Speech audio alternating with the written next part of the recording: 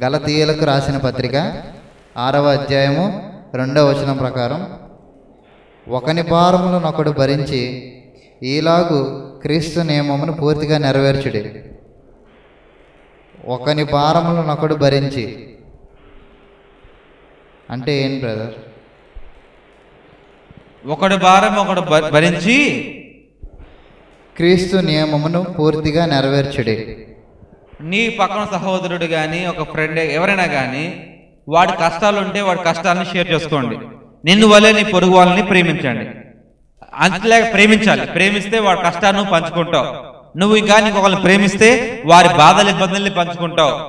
కాబట్టి ఆ క్రీస్తు విషయంలో ఆయన కూడా ప్రేమ కలిగి అన్ని విషయాల్లో బాధల ఇబ్బందులు పంచుకున్నాడు. కాబట్టి మనం కూడా ఆ రీతిగానే బాధల ఇబ్బందులు పంచుకొని మా సహోదరుడి విషయాల్లో కూడా అన్ని విషయాల్లో పంచుకొని ఆయన భారం కూడా మోసి ముందుకు వెళ్ళాలి క్రీస్తు వల్లే. అది బ్రదర్. మరి అట్లాగైతే చెప్పండి. ఎవరి సిలువ భారం వాళ్ళే మోయాలని ఉన్నాం కదా. అవును. మరి వేరొకరిది మోయడమే. ఇక్కడ ఎవరి భారం అంటే వారిదే. ఎవరి సిలువ వాళ్ళే మోసుకోవాలి. సిలువ అంటే ఏంటంటే లోకంలో వచ్చే కష్టాలు, నష్టాలు, బాధలు, ఇబ్బందులు.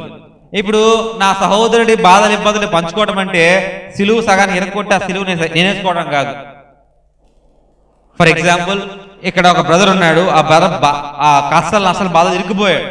నేను అతనికి ఆదరణగా ఉండి ఆదరణిచ్చి మాట్లాడి అతనికి శక్తితో బలం గురించి సువార్త చెప్పి యేసుక్రీస్తుగా నీకు శక్తినిస్తాడు, బలాన్నిస్తాడు, ప్రార్థన చేసుకో, విశ్వాసం కలిగి ఉండు, దృఢమైన విశ్వాసం కలిగి ఉండు, దేవుడు నడిపిస్తాడు అని ఒక ఆదరణ కలిగిన వాక్యం అతను చెప్తే అతను ప్రార్థన చేసుకోగానే అతనికి ఎన్ని కష్టాలున్నా బాధలు ఇబ్బందులు ఉన్నా కానీ అతను సిలువ అతను మోసడానికి సిలువ అనిపిస్తుంది. ఎందుకంటే శక్తి దేవుడిని ఇస్తాడు, శక్తి దేవుడు ఇస్తాడు.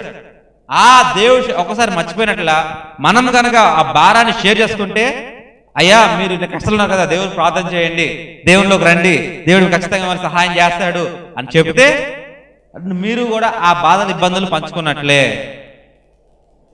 Okay brother. Okay brother, thank you.